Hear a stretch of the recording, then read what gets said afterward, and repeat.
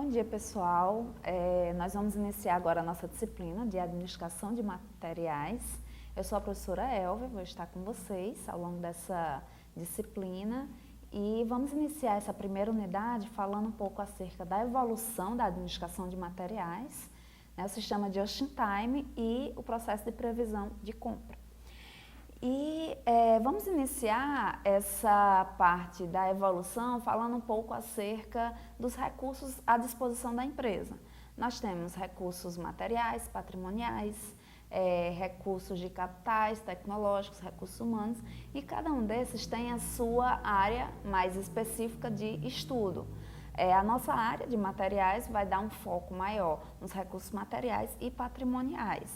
Bem, o conceito de gestão de materiais inicia desde as pesquisas para acesso aos fornecedores, pesquisas de mercado, passa pelo processo de efetivação da compra, transporte de materiais, recebimento, inspeção desses materiais, administração de estoques, movimentação interna desses recursos, processo de expedição, distribuição até chegar no cliente.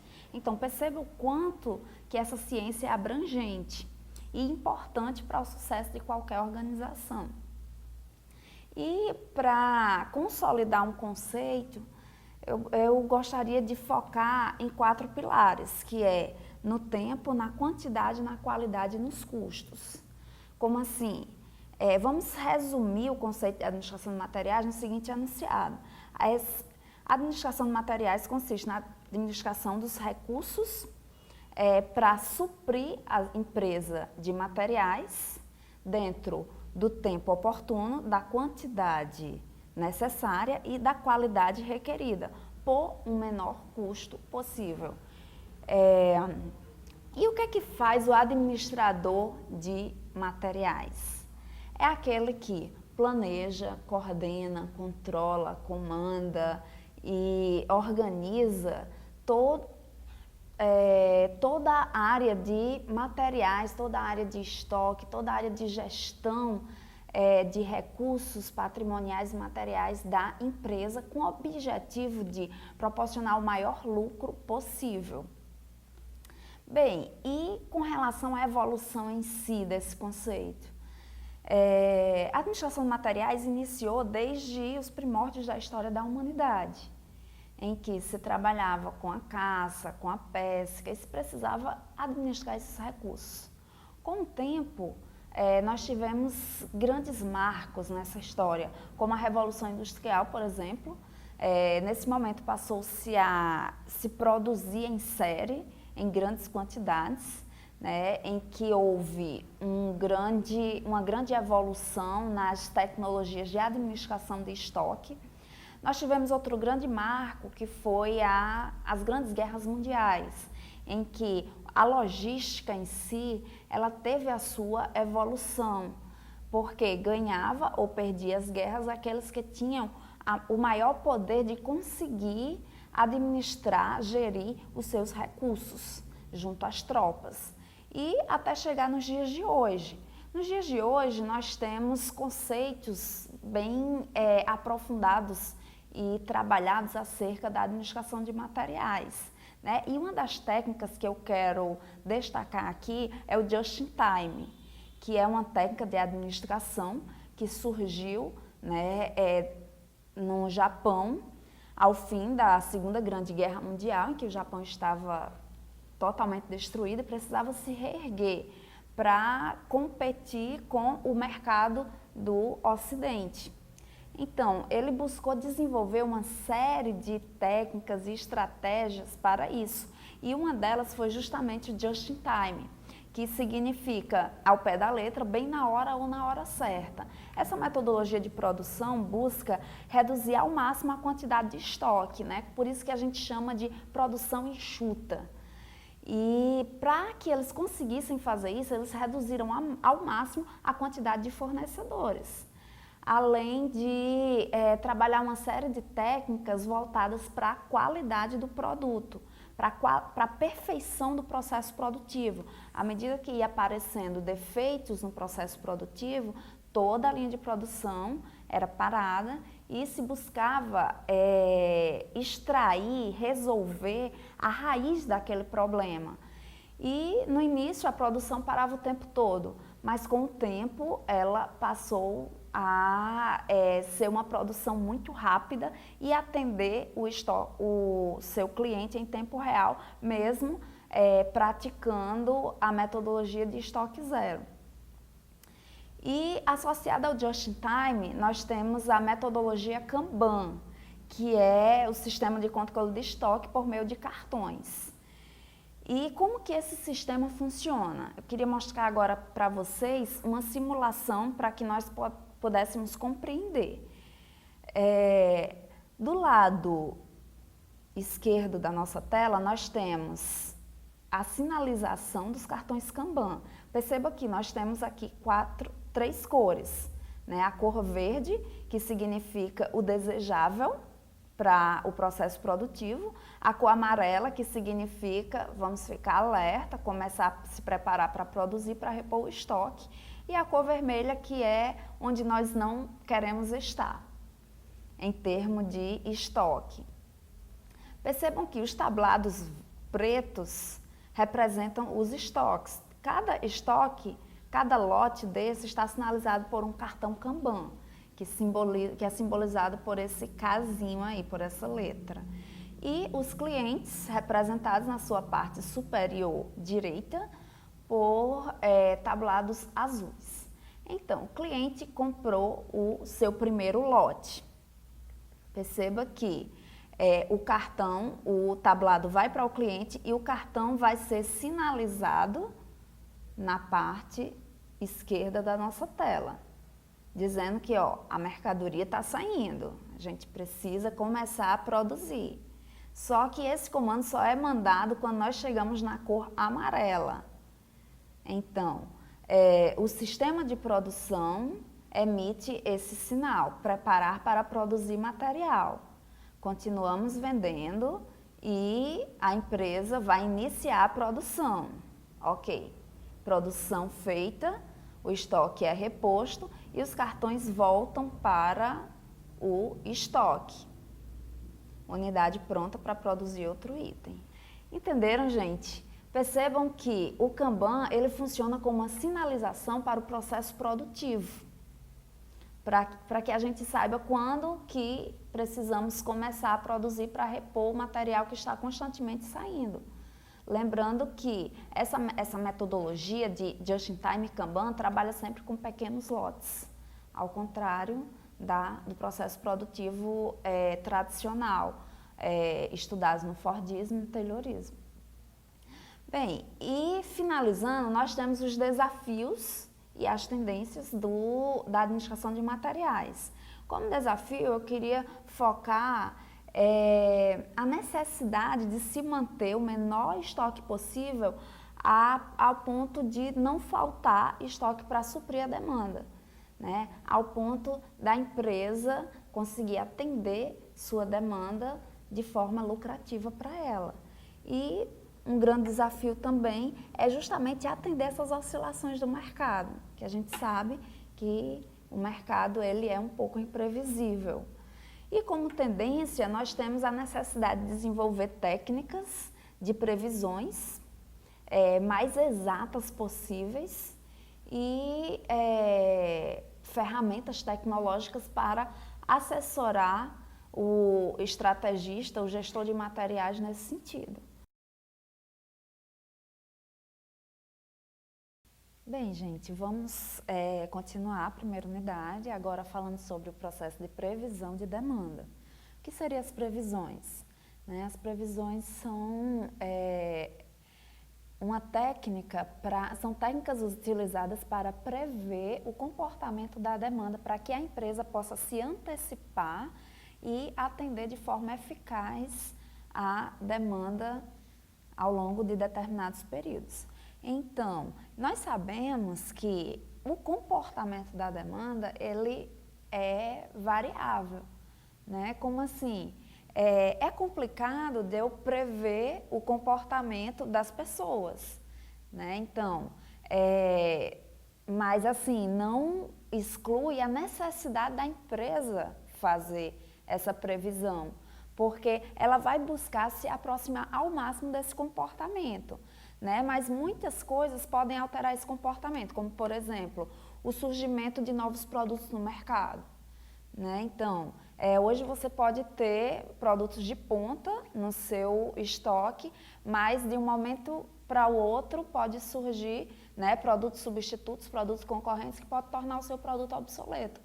Então, tem todo um comportamento também dos seus concorrentes, do mercado, políticas e etc. Então, perceba que as previsões, elas devem ser feitas sim, mas sempre adaptando-se, procurando adaptar a esse comportamento da demanda. E tem outra questão também, quanto mais a longo prazo for o seu planejamento, né, maior a probabilidade de erro que ele vai ter. Então, você precisa fazer, sim, um planejamento a longo prazo, mas e sempre adaptando esse planejamento a curto prazo, ok? As previsões, elas são importantes para a empresa. E nós temos alguns métodos para calcular essas previsões, né? Nós chamamos de métodos quantitativos e métodos qualitativos. Os métodos qualitativos, como o próprio nome fala, né, ele não se baseia em números, ele se baseia na opinião de pessoas que já estão trabalhando com aqueles determinados produtos há muito tempo. Pela experiência, pela vivência que essas pessoas têm, elas podem e devem, né, opinar acerca do comportamento da demanda e acerca das previsões, daquilo que deve ser comprado para atender esse comportamento. E os métodos quantitativos, eles se distribuem entre métodos causais e métodos temporais, né? Os métodos quantitativos, eles utilizam de números, da matemática, da estatística, para poder fazer esse trabalho de previsão, né? Os métodos causais que estão dentro dos métodos quantitativos, eles levam em consideração o ambiente, variáveis do ambiente. Vou dar um exemplo para ficar mais claro. A influência do marketing no comportamento de compra do meu cliente. Então, perceba que aí nós temos duas variáveis, o marketing e o comportamento, né? Então, será que o marketing que eu estou fazendo está influenciando o comportamento do meu cliente? Então, essas séries causais vão analisar justamente isso por meio da estatística. Então, é o que a gente chama de correlação entre variáveis. Então, a correlação vai mostrar se há, de fato, influência numa variável para outra. E a regressão, as regressões múltiplas e simples, vão mostrar qual a força dessa influência. Então, se a influência está sendo forte ou fraca, se está sendo positiva ou negativa. E as séries temporais, ela leva em conta o passado. Leva em conta o cadastro dos produtos, o histórico daqueles produtos que eu tenho vendido ao longo da minha carreira dentro da empresa. Então, as séries temporais, nós vamos destacar aqui 3. O método de média móvel simples, média móvel ponderada e média exponencial. Então, vamos exemplificá-las matematicamente para ficar mais claro. O método de média móvel simples, ele é uma média simples, ok? Então, vamos visualizar aqui um exemplo. Conhecendo a demanda dos meses abaixo, calcule a previsão de vendas para o mês subsequente, considerando uma média de 5 meses. Nós temos o mês aqui de janeiro, fevereiro, março, abril e maio, né? Os 5 meses aos quais ele pede na questão para a gente utilizar para fazer a previsão do mês seguinte, que seria junho. Nós vamos somar a quantidade vendida no mês de janeiro, que foi 100, mais o mês de fevereiro, 110, mais o mês de março, 120, mais 200, mais 150. Somando tudo isso aí e dividido por 5, por que eu vou dividir por 5? Porque foram 5 meses utilizados dentro desse cálculo. Vou fazer uma média simples dentro desses 5 meses. Então, dividido por 5, nós temos o total de 680, que dá igual a 136. Ou seja, o que esse resultado significa? Que eu devo comprar 136, eu devo esperar vender 136 unidades desse produto no mês de junho. Certo, gente? Isso é uma previsão. Se por acaso na questão tivesse pedido para utilizar sempre os últimos 3 meses, então eu iria utilizar o mês de março, abril e maio para fazer essa previsão e dividir por quanto, gente? Por 3, ok? Esse método ele é utilizado basicamente na realidade de uma demanda constante, né? Demanda em que não há tanta sazonalidade, ok? E é um método, além do que é um método simples para se utilizar, né? É um cálculo super básico. Outro método dentro das séries temporais, dentro das previsões quantitativas, é o método de média móvel ponderada. Esse método ele vai funcionar por meio da multiplicação de percentuais dentro de cada mês, dentro de cada período. Gente, esses períodos pode ser mês, pode ser ano, pode ser dia, enfim, ok? E assim, o médio de média móvel ponderada, ele vai nos trazer normalmente um grau de importância maior para aquele mês que está mais próximo do mês em que nós estamos. Porque olha só, por exemplo, nós atualmente estamos no mês de maio. Ok? Vamos fazer a previsão para o mês de junho. E nós temos o cadastro dos produtos, da venda dos produtos desde o início do ano. Então, o comportamento da demanda de janeiro vai ser mais parecido com o comportamento da demanda de maio? Bom, gente, vamos pensar. Se nós temos um cadastro de produtos desde janeiro até maio, e nós precisamos calcular o comportamento para junho, a previsão de demanda para junho, nós precisamos levar em consideração o comportamento da demanda que está mais próximo da gente, né? Então, o tempo mais recente, qual foi? Foi o mês de maio. Então, esse mês de maio vai participar dentro dessas previsões com uma força maior do que o mês de janeiro, que foi lá no início do ano. Então, vamos para o exemplo para a gente poder entender melhor essa realidade. Sendo fornecidos dados de demanda da tabela a seguir, determine uma previsão por média móvel ponderada utilizando o peso de 40% para o período mais recente, de 30% para o período anterior e de 20% para o que precede a este e 10% para o primeiro período. O que ele chama aqui de primeiro período, né, é o período mais distante, né? O período mais recente, perceba que ele está dando um grau de importância de 40%, ok? Olha aqui para a tabela, período 1, 2, 3, 4 e 5. Se a gente vai calcular a demanda para o período 6, então quando ele fala que precisamos utilizar um peso de 40% para o período mais recente, então o período mais recente vai ser o período 5, concordam? 30% para o período anterior, 20% para o precedente e 10% para o primeiro período. Vamos multiplicar aqui 40% vezes 41 unidades vendidas no primeiro período, 30% vezes